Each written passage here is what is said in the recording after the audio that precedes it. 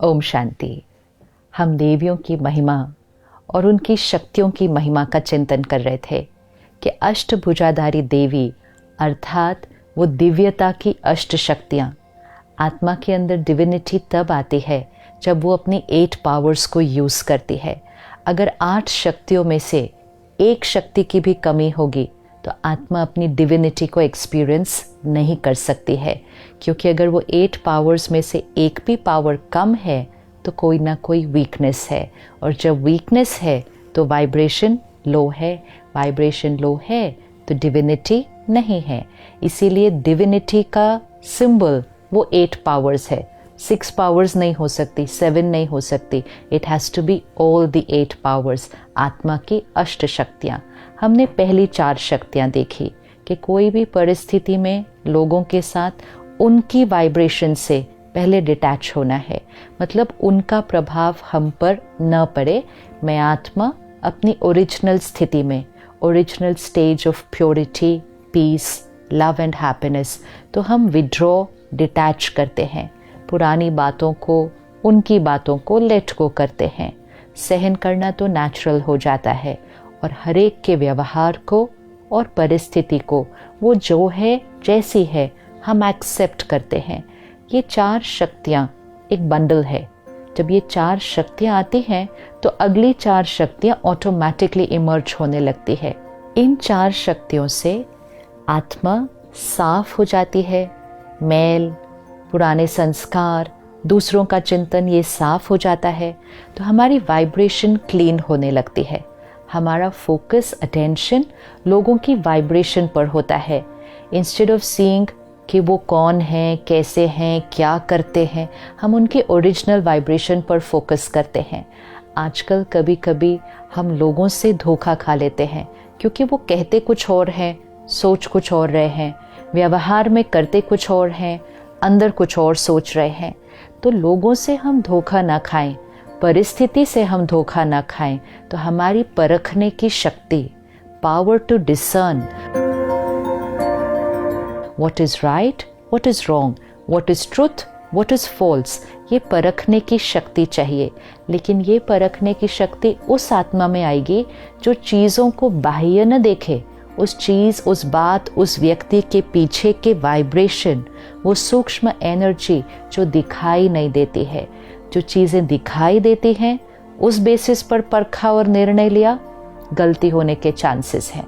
लेकिन अपनी वाइब्रेशन से उसकी वाइब्रेशन को सेंस किया तो कभी भी गलती हो नहीं सकती, क्योंकि हमने उसको सही परखा।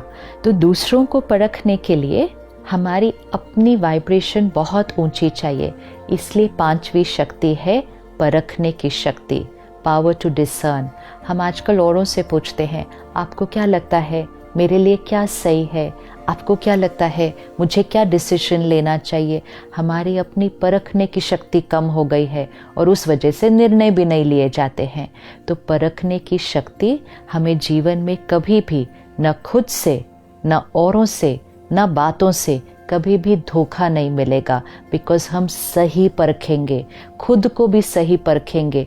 ऐसा ना हो कि अपनी कमजोरियां ही ना पता चले, परखा ही नहीं कि ये बीमारी मेरे अंदर थी, आत्मा में ये बीमारी थी, कमजोरी थी, मैंने परखा ही नहीं। अगर परख लेते तो परिवर्तन हो जाता, लेकिन परखा ही नहीं। तो परखने की शक्ति बहुत इम्पोर्टेंट है, और परखने की शक्ति का स्वरूप गायत्री देवी को दिखाते हैं, जो कि बुद्धि की देवी है, क्योंकि परख के लिए सही बुद्धि चाहिए, डिवाइन इंटेलेक्ट। जो सही नहीं परखते, गलतियां करते हैं, निर्णय गलत लेते हैं, तो दुनिया उनके लिए क्या कहती है, इसकी बुद्धि को तो ताला लग चुका है, मतलब बुद्धि काम करना बंद कर चुकी है, इसीलिए गलतियां हो रही हैं। तो गायत्री देवी को बुद्धि की देवी कहते हैं। गायत्री देवी के एक हाथ में डिस्कस दिखाते हैं, वो चक्र जिसको कहते हैं स्वदर्शन चक्र, विच मीन्स अगर परखना सही है तो औरों के बारे में नहीं सोचो, खुद को परखो कि मुझे कैसे रिस्पॉन्ड करना है, मुझे कैसे बिहेव करना है। Focus all on the self, the self change, the self transformation, क्योंकि जितना खुद पर फोकस होगा वाइब्रेशन ऊपर जाएगी। जितना औरों को चेंज करने की सोचेंगे, उनका चिंतन करेंगे, हमारी वाइब्रेशन नीचे जाएगी, परखने की शक्ति घट जाएगी। इसलिए गायत्री देवी के हाथ में स्वदर्शन चक्र जो सारा दिन घूम रहा है, ऐसे नहीं कि सिर्फ रखा हुआ है उधर, it is moving constantly, which means हर परिस्थिति में स्वदर्शन चक्र। इस सिचुएशन में मैंने कैसा सोचा, मैंने क्या बोला, मैंने कैसा रिस्पॉन्ड किया, self care, self attention, self change. तो उनके हाथ में, एक हाथ में स्वदर्शन चक्र और दूसरे हाथ में शंख दिखाते हैं, क्योंकि शंख क्या करता है, बहुत ऊंची आवाज़ देकर बहुत दूर तक लोगों पर प्रभाव डालता है। जिस आत्मा की परखने की शक्ति सही होगी, उसका हर बोल सत्य होगा, सही होगा, दूसरों के कल्याण के लिए होगा और इसीलिए दूसरों पर प्रभाव डालेगा। और इसीलिए वो शंख है, क्योंकि शंख की आवाज़ दूसरों का कल्याण भी करती है और दूर दूर तक लोगों पर प्रभाव भी डालती है। तो जितना परखने की शक्ति सही, आपका हर शब्द संपूर्ण सत्य होगा, क्योंकि उसमें कोई भी अडल्ट्रेशन, कोई भी मिक्सचैरिटी वो नहीं होगी। और क्योंकि सत्य होगा, कल्याण करेगा, it will be for the benefit of others. और क्योंकि कल्याण करेगा, उन पर प्रभाव डालेगा। तो एक हाथ में स्वदर्शन चक्र और दूसरे हाथ में शंख, और गायत्री देवी के साथ हंस दिखाते हैं, क्योंकि हंस क्या करता है, चुगता है, डिसर्न करता है। ऐसे नहीं कि कुछ भी उठा लिया, हंस पत्थर को छोड़ देता है और मोती को चुगता है। और इसीलिए जिनकी इंटेलेक्ट, बुद्धि डिवाइन होती है, उनके लिए कहा जाता है ये हंस बुद्धि है, कि इनकी बुद्धि हमेशा सही बात को उठाती है और दूसरी बात को छोड़ देती है। तो परखने की शक्ति हमारे लिए आज बहुत इम्पोर्टेंट है, क्योंकि हम ऐसी दुनिया में इस समय रह रहे हैं जहाँ ऊपर से बहुत कुछ अलग तरह से दिखाई देता है, और अगर हम उसकी डीप में नहीं जाएंगे तो हमारी परख गलत अगर हो गई तो जीवन के बहुत बड़े निर्णय गलत हो जाते हैं।